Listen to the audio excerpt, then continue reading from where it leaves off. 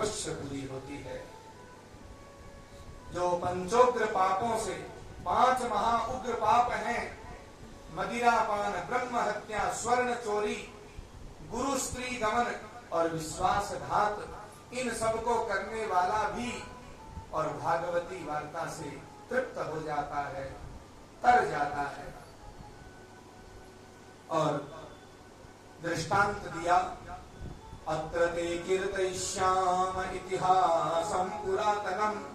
सनकादि ऋषि कहते हैं, हम आपको बताते हैं वो इतिहास, वो प्राचीन कथा, यस्य श्रवण मात्रेण पापहानि प्रजायते, जिसको आप सुन भी लेते हैं तो आपके पाप नष्ट हो जाते हैं। बताइए ऐसी कौन सी वो गाथा है, कथा है, इतिहास है, पुराण की वो भक्ति युक्त कथा। तो सनकादि ऋषि कहते हैं, तुंगभद्रा तटे पूर्वमभूत् पत्तनमुत्तमम् यत्र वर्णाः स्वधर्मेण सत्य सत्कर्म तत्पराः।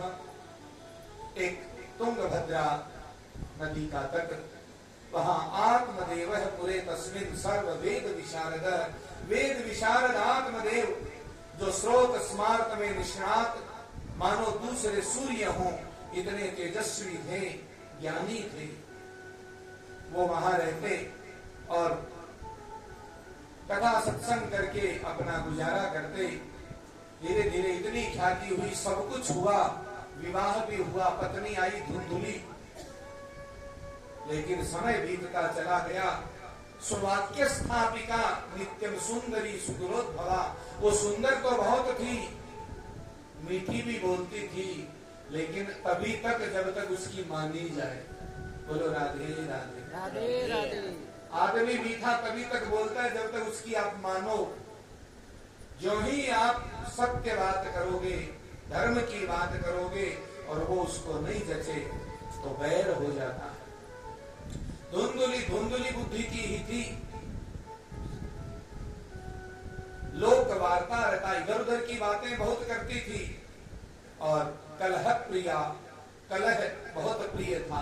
मौका ढूंढती थी कि कब मौका मिले और कब इधर की उधर लगा दे। कलह है ना, कलह शब्द लोगों में वही मनुष्य पैदा करने वाला, लड़ाने वाला, भिड़ाने वाला, यानी जो बात नहीं है उसको भी लगा लगा करके किसी दूसरे को कह करके आपस में लड़ा देने की कला। और समय बीतता गया, आत्मदेव दुखी रहने लगे, सारे प्रयास व्यर्थ हो गए, संतान नहीं हुई। एक दिन चुपचाप जंगल में मरने के लिए चल दिए कि क्या करूं इस जीवन का, जब कोई संतान नहीं है। और जंगल में गए तो वहां सन्यासी कस्तिदागतः, एक सन्यासी महात्मन दिखे तो सोचा क्या पता यहाँ से कुछ आशीर्वाद मिल जाए, मेरे भी प्राण बच जाएं और मैं जिसके लिए प्राण दे रहा हूं ऐसा कोई पुत्र संतान मिल जाए मुझे। दौड़ करके सन्यासी के चरणों को पकड़ लिया, माथा पटकने लगे, रोने लगे। आत्मदेव ब्राह्मण सन्यासी ने कहा, भाई क्या हुआ? बोले महात्मन मुझे और कुछ पता नहीं, मुझे पुत्र दीजिए, नहीं तो आपके चरणों में सिर पटक पटक के मर जाऊंगा। महात्मा जी ने सोचा ये अच्छी बला गले आई। मैं कहा तो जब तक तीर्थ सत्संग कीर्तन करते घूम रहे थे। महात्मा लोग जंगल में इसलिए रहते हैं दुनियादारी से दूर रह सके, और ये दुनियादारी तो यही पीछे पीछे आ गई। कह रहे मरूंगा। अब बताइए कोई ब्राह्मण देवता महात्मा के चरणों में मरे, ब्राह्मण महात्मा कैसे सहन करे? हाँ, इतना पाप मैं क्यों कैसे रहूंगा? महात्मा ने विचार किया और कहा, उठो ब्राह्मण। कह रहे नहीं, मुझे पहले आप संतान का आशीर्वाद दीजिए। तो यति कहते हैं, मुंचा जान प्रजा रूपम वरिष्ठा कर्मणो गति विवेकम तु समासाध्य त्यज संसार वासनाम हे ब्राह्मण देव, ये संसार की वासना है कि मुझे ये चाहिए, मुझे वो चाहिए। किसी को मकान नहीं मिलता तो वो चिंता, किसी का व्यापार नहीं चलता तो वो चिंता, किसी को संतान ना हो तो वो चिंता, किसी की होके नालायक हो जाए तो वो चिंता, किसी की रुग्ण रोगी है तो वो चिंता।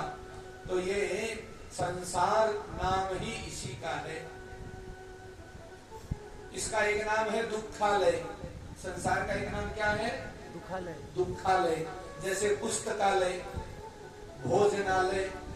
अच्छा, आपको भूख लगी हो तो भोजनालय में जाओगे कि पुस्तकालय में? भोजनालय से भूख मिटेगी ना।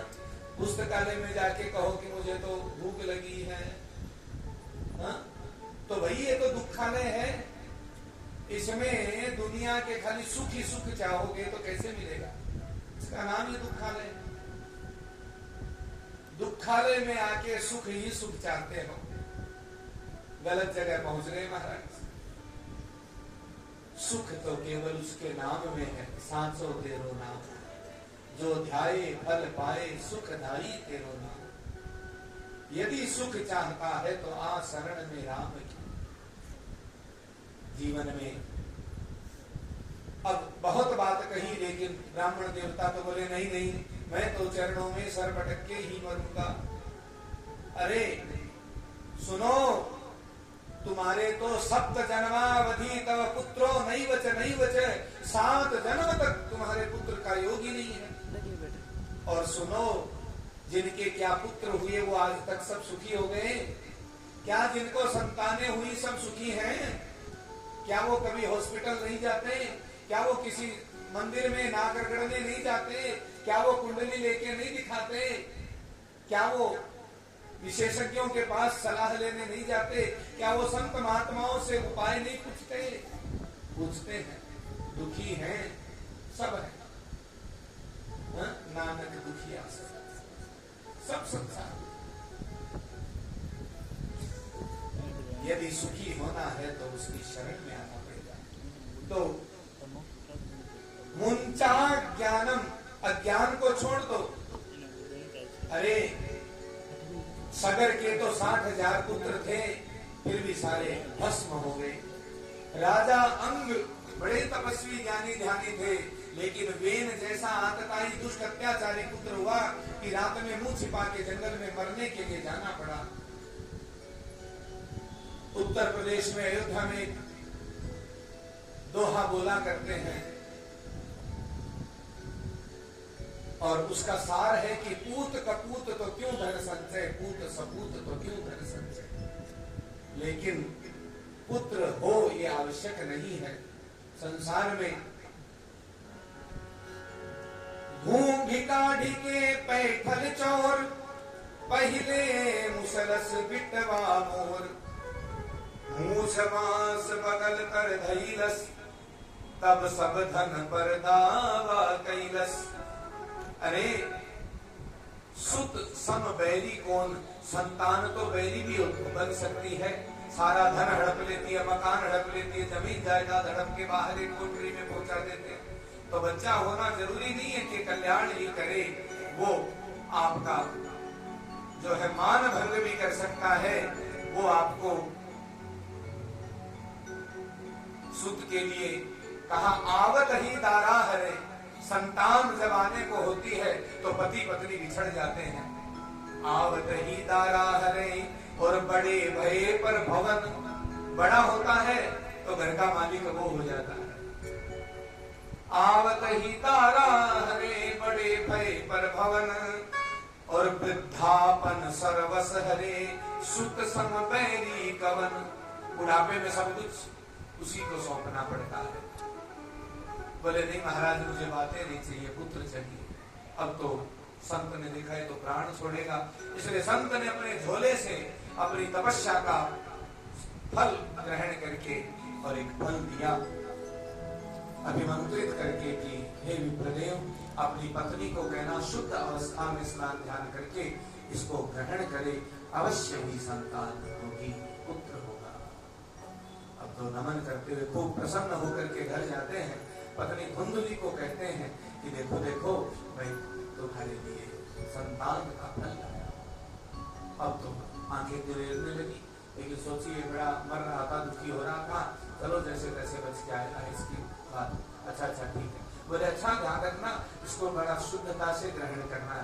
बोले ठीक है, मैं जब शुद्ध होंगी तब खा लूंगा। यूं करके उसको रख दिया और फिर मन में विचार करने लगी कि अरे आज तक तो मैं ऐसी बनी खड़ी रहती थी, लेकिन जब मेरा गर्भ ठहर जाएगा तो मैं तो कहीं जा नहीं सकूंगी, आ नहीं सकूंगी।